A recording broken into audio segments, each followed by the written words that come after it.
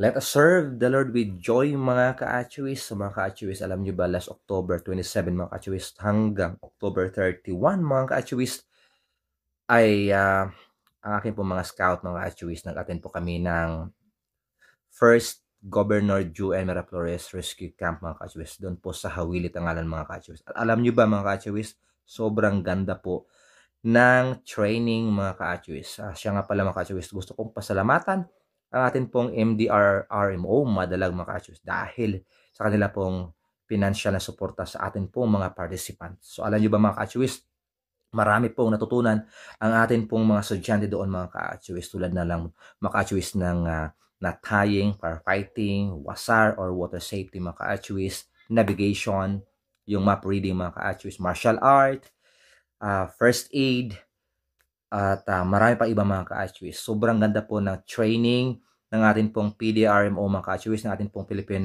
Coast Guard, ng ating pong Philippine Army, ating pong Bureau of Fire, at Girl Scout mga ka-Achwis, na Boy Scout.